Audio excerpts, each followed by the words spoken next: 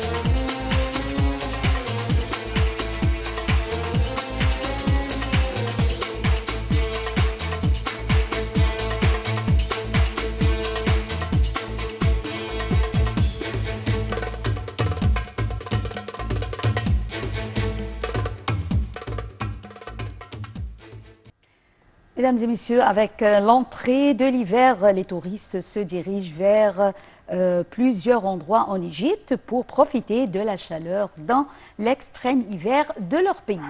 L'Égypte se caractérise par la multiplicité des lieux de tourisme qui ne s'est pas arrêté là en profitant de la beauté de ses paysages naturels, mais est devenu bénéfique à la fois pour la santé et la psychologie. Et nous avons le plaisir d'avoir avec nous en ligne M. Hazem Hassan, expert en tourisme, qui va nous jeter la lumière sur ce sujet. Bonjour, M. Hazem Hassan. Bonjour. Tout d'abord, comment évaluez-vous la situation du secteur touristique en Égypte actuellement et qu'attendez-vous à la prochaine saison, la saison d'hiver? Bien sûr, il y avait un impact important à cause de deux événements qui ont frappé le monde actuellement. D'abord, c'était effectivement la pandémie de Covid-19.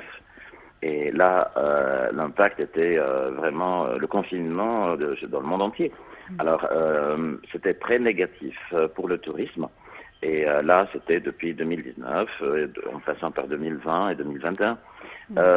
Après, bien sûr, le problème grave, justement, avec ses effets sur le monde entier, et non seulement l'Égypte aussi, concernant la guerre contre la Russie, entre la Russie et l'Ukraine.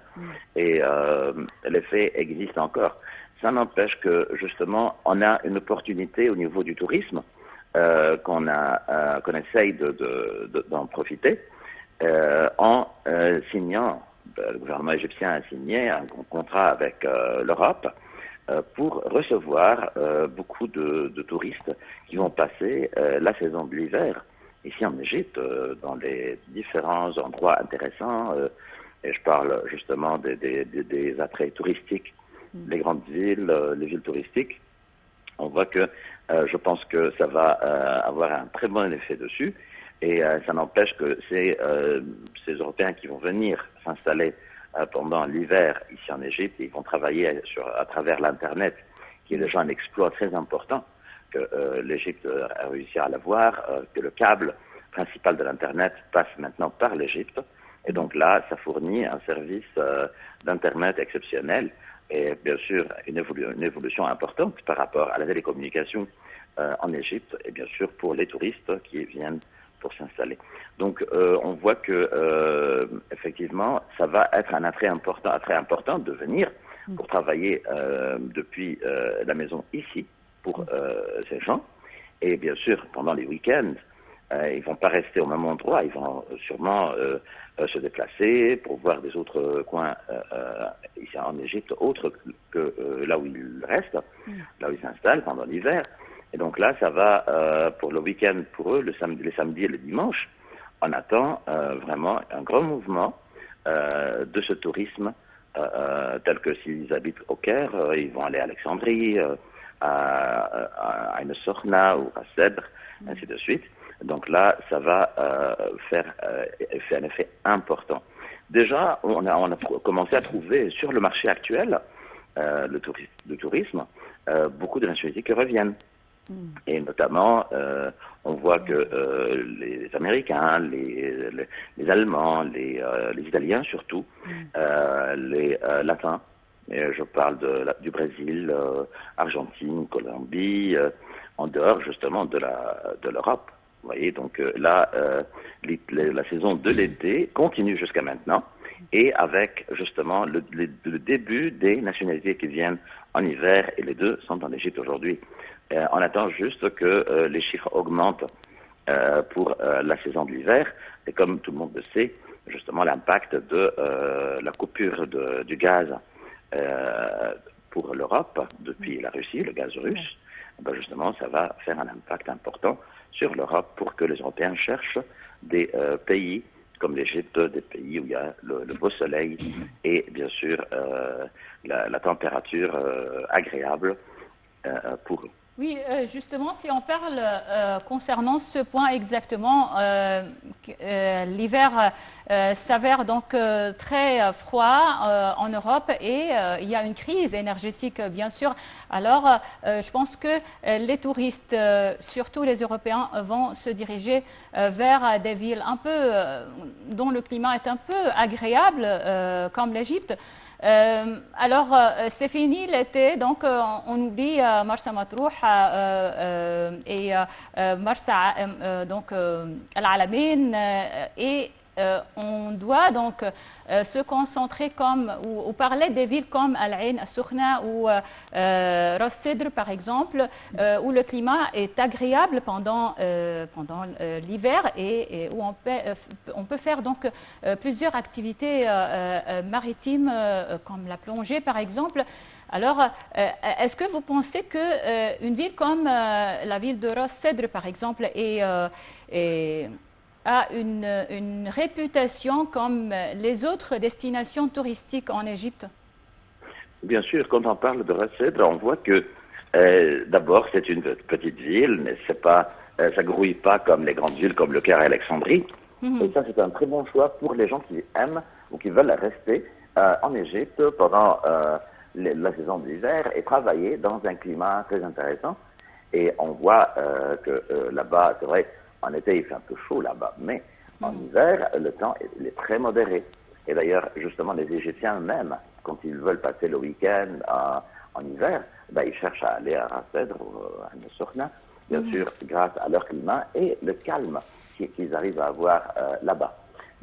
Deuxième chose, c'est entre deux régions importantes.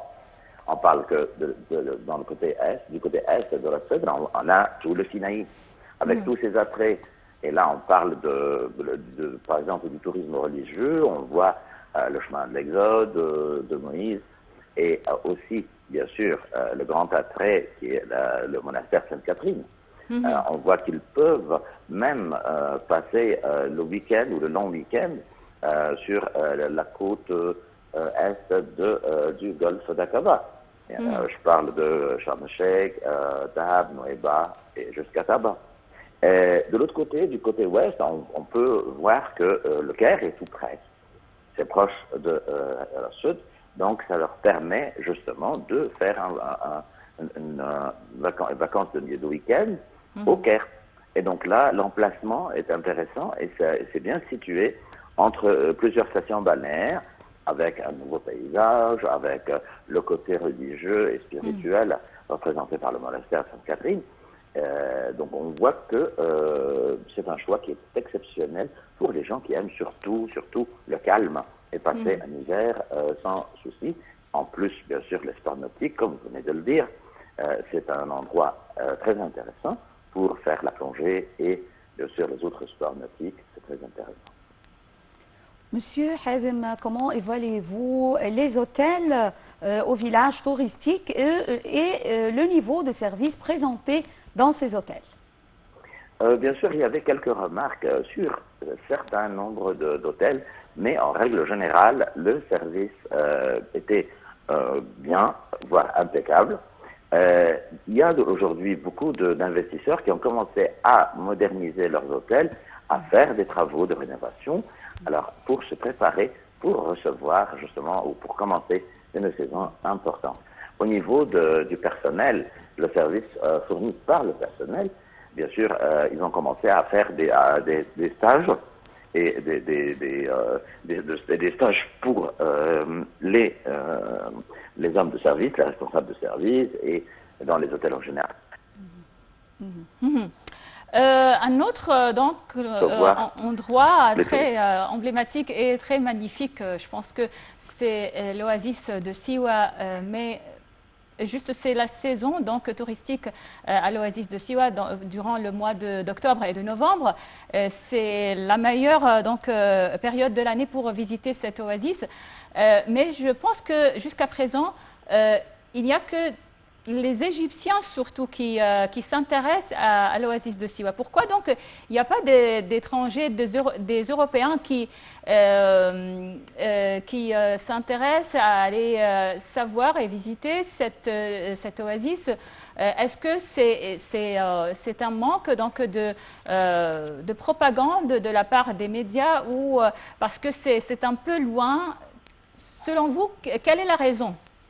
Vous savez, je ne peux pas dire qu'il n'y a que les Égyptiens qui vont à Siwa. C'est vrai qu'aujourd'hui, si on compte le nombre de touristes égyptiens qui sont à Siwa et les étrangers, on voit que les Égyptiens ils sont plus nombreux. Ça, c'est vrai. Oui. Mais le point, c'est qu'il y a des touristes. Il y a des touristes qui vont là-bas, surtout pour les cures. Vous savez bien que Siwa est renommé pour ses lacs d'eau salée. Et on voit justement, c'est très très bien pour la peau, les maladies de peau. Donc on voit que les dermatologues là-bas connaissent bien cet endroit et beaucoup de personnes, surtout les Européens, entre les Européens et les Allemands surtout, ils connaissent très bien cette destination. Et il y a des hôtels là-bas qui travaillent exclusivement avec les touristes européens qui viennent pour faire les cures là-bas. Et donc là, on voit que juste cet endroit important... C'est vrai qu'elle est connue surtout par ce genre de tourisme thérapeutique. Exactement. Et là, donc, on attend que ça va attirer de plus en plus des touristes, parce que on ne peut pas dire que c'est pas connu pour les Européens, pas du tout. Mais justement, ils ont besoin de passer sur les brochures touristiques, ici en Égypte, un peu plus que les efforts qui sont faits actuellement pour faire de la propagande justement pour cette station thermique. Oui. Passons à l'aviation. Est-ce que vous pensez que le retour des avions charter en Égypte a eu des effets positifs sur le tourisme en Égypte, le taux touristique en Égypte? Bien sûr, parce que quand on voit le tourisme mondial, on doit compter sur une chose, on doit se rendre compte d'une chose très importante, que les vols charters offrent un nombre beaucoup plus important de places pour les touristes comparant au vol régulier. Le vol régulier, d'abord, c'est plus cher. Deuxièmement, même si c'est important, c'est limité. Par contre, les vols charters ont un effet plus important sur le tourisme. On peut dire que c'est la colonne vertébrale du tourisme en général dans tous les pays du monde. Et donc là, quand on voit qu'il y a un avion complet 150 qui fait les-retours 3 fois ou 4 fois par semaine, le nombre de touristes qui arrivent sur ces vols-là représente justement un chiffre très important dans le tourisme. Si on compte sur le vol régulier, bien sûr, ça limite. Et le meilleur exemple pour ça, quand on a ouvert les vols réguliers avec la Russie, et donc là, on voit que c'était quand même très très limité par rapport à l'époque avant la fermeture des vols entre l'Europe et la Russie, la Russie et l'Égypte.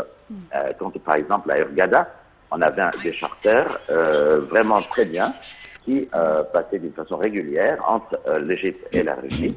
Et là donc le nombre, quand on compare le nombre de touristes à cette époque-là et l'autre. Monsieur Hazem Hassan, comme vous le savez, le 27 septembre de chaque année, on célèbre la Journée mondiale du tourisme et en septembre de cette année aussi, on célèbre surtout le bicentenaire du déchiffrement des hiéroglyphes et aussi la naissance de la science de l'égyptologie. Et à cette occasion, donc, le ministère du Tourisme a entrepris plusieurs initiatives comme celle donc d'ouvrir les portes des musées et des sites touristiques gratuitement pour les touristes étrangers, pour les Égyptiens. Ce mardi, donc demain, le 27 septembre, c'est gratuitement pour tout le monde. Et aussi, il y a une autre initiative. Je pense qu'il y a une foire du livre au sein du musée égyptien à Tahrir. Il y a des activités qui s'organisent au musée de la civilisation. Alors, que pensez-vous donc de ces démarches, de ces initiatives entreprises par l'État égyptien, surtout par le ministère du Tourisme? Je pense que c'est une très très bonne idée de faire des promotions de ce genre. Pardon, de ce genre pour attirer encore plus l'attention des touristes vers le côté culturel ou l'aspect culturel de l'Égypte.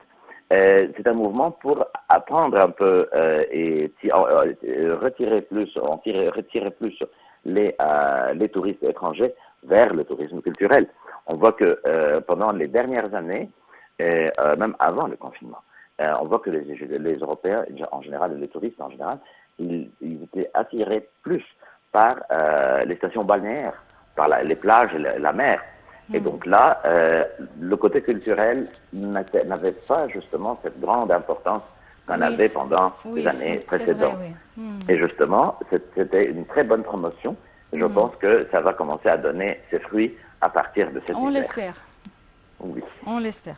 Alors, Monsieur Hazem Hassan, expert en tourisme, merci beaucoup pour toutes ces informations. Passez une excellente journée.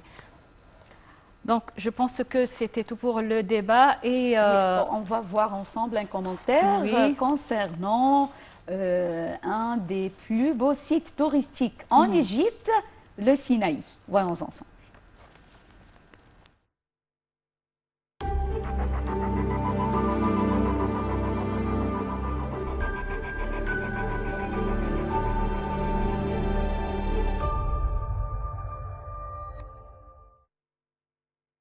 Le Sinaï jouit d'une nature magique et d'une topographie variée. Des montagnes, des plaines, des vallées, de belles plages, d'une mer aux eaux limpides et transparentes, des récifs coraux et des poissons rares.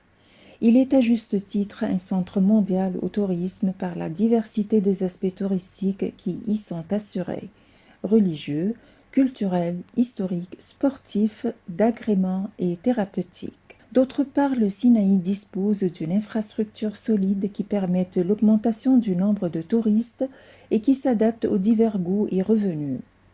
En effet, le Sinaï est un trésor précieux dont une partie seulement a été découverte.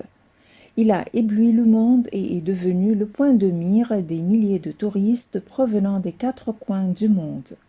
Toutefois, la grande partie non encore découverte de ce trésor doit assurer davantage de développement touristique. Le Sinaï jouit d'une position géographique et stratégique de prime importance. Sa position constitue le mot-clé et l'élément décisif de son histoire, de son présent et de son avenir. Le Sinaï a assuré le passage aux adeptes des religions célestes. Le Coran a mentionné le Sinaï que les prophètes ont traversé en s'orientant vers la vallée du Nil. Le prophète Ibrahim passa par le Sinaï. Le prophète Moussa y a vécu et c'est du mont Moussa qu'il reçut les commandements